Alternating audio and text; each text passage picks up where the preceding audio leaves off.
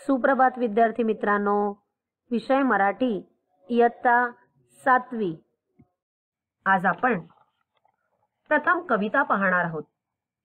प्रार्थना। भारतीय संस्कृतीमध्ये कोणत्याही कार्याची सुरुवात आपण प्रार्थनेनेच करीत असतो।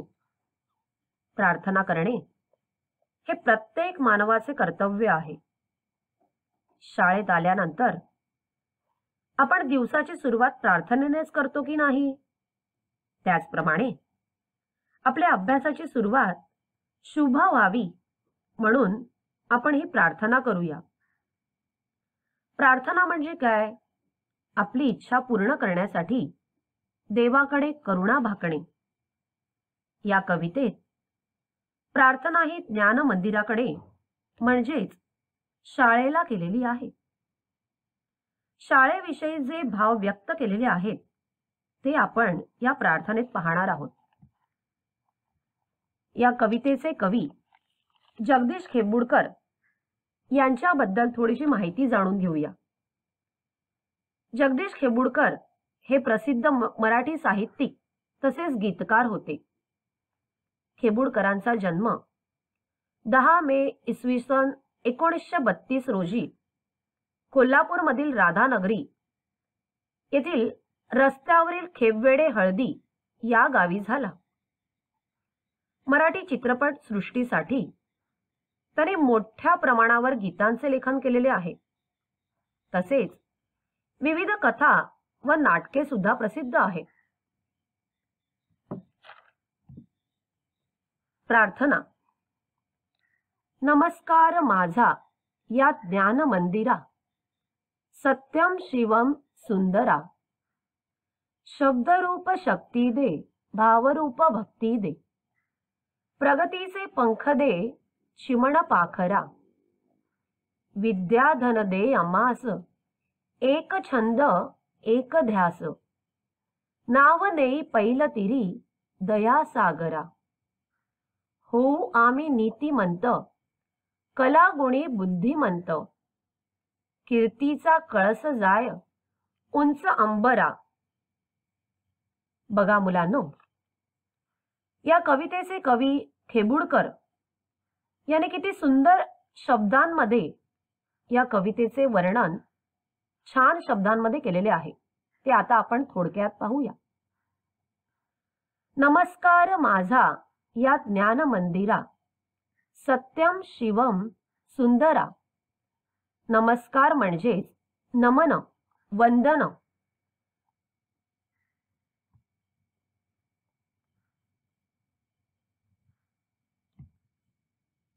या ज्ञान मंदिराला म्हणजेच विद्या मंदिराला आम्ही वंदन करू, नमस्कार करू। सत्यम म्हणजे जेथे सत्य शिकवले जाते। शिवम म्हणजे पवित्र असे ठिकाण। आणि सुंदरा म्हणजे जेथे प्रसन्न असे वातावरण असते। अशा वातावरणात आपण ज्ञान मिळवत असतो।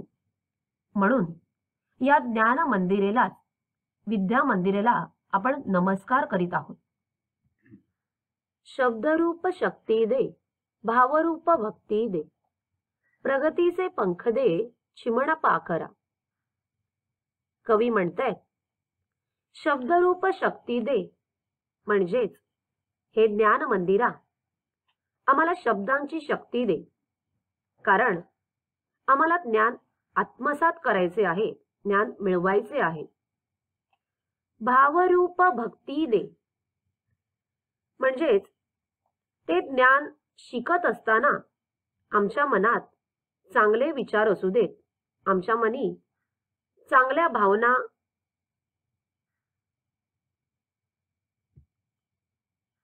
चांगली भावना येऊ दे। प्रगतीचे पंख दे, चिमण पाखरा म्हणजेच ज्याप्रमाणे चिमण पाखरे आकाशापर्यंत झेप घेतात, त्याप्रमाणे हे ज्ञान आत्मसात केल्यानंतर आमची प्रगती दूर दूर पर्यंत म्हणजेच गगनाला भिडू दे।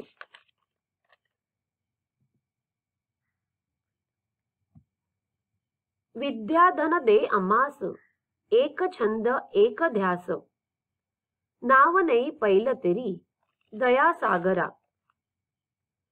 कवी म्हणतायत, विद्येचे धन आम्हास प्राप्त होऊ दे. त्याची आवड म्हणजेच त्याचा छंद व त्याची ध्यास म्हणजेच ओढ आम्हास असू दे. विद्या का मिळवायची आहे? तर आमच्यामधील दुर्गुण नाहीसे होऊन सद्गुण अंगी यावे, यासाठी हे विद्येचे धन आम्हास दे. नाव देई पैल तिरी दया सागरा म्हणजेच आपले जीवन सुरू होते व ते शेवट होईपर्यंत अनेक विद्येचा उपयोग होतो. ती विद्या आपण आत्मसात केल्यामुळे आपली नाव पैल तिरी पोहोचणार आहे. म्हणून आपण ही विद्या ग्रहण केली पाहिजे. हो आम्ही नीतिमंत, कलागुणी बुद्धिमंत, कीर्तीचा कळस जाय उंच अंबरा. कवी या पुढील कडव्यांमध्ये म्हणतायत, आम्ही ही विद्या ग्रहण केल्यानंतर नीतिमंत होणार आहोत. आम्हाला वेगवेगळ्या कला आणि गुण शिकायला मिळणार आहेत. त्यासोबत आम्ही बुद्धिवान होणार आहोत. या सर्व गोष्टी आत्मसात केल्यानंतर आमची कीर्ती उंच अंबरात जाणार आहेत. तर मुलांनो, कवी जगदीश खेबुडकरांनी किती सुंदर शब्दांमध्ये या विद्या मंदिराचं वर्णन केलेलं आहे.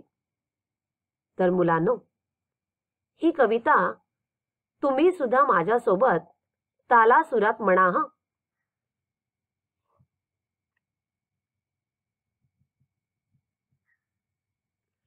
नमस्कार माझा या ज्ञान मंदिरा,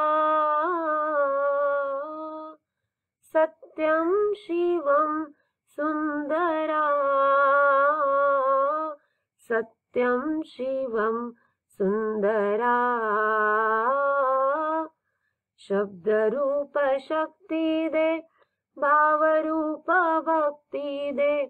शब्द रूप शक्ती दे, भाव रूप भक्ती दे. प्रगतीचे पंख दे, चिमण पाखरा, चिमण पाखरा.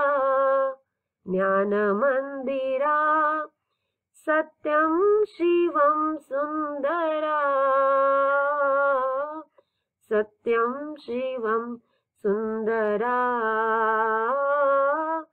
विद्याधन दे आम्हास, एक छंद एक ध्यास.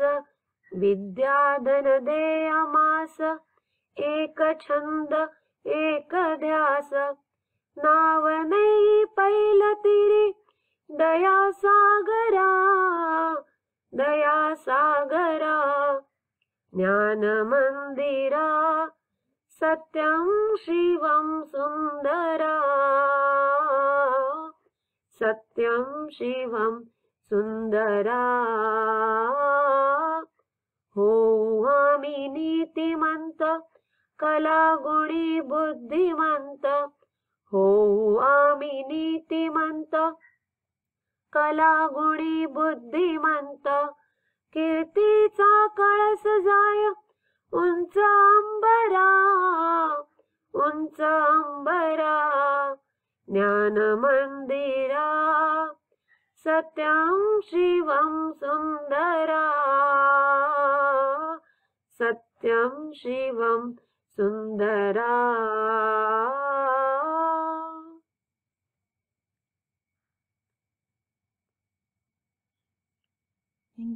Thank you. Stay safe and stay home.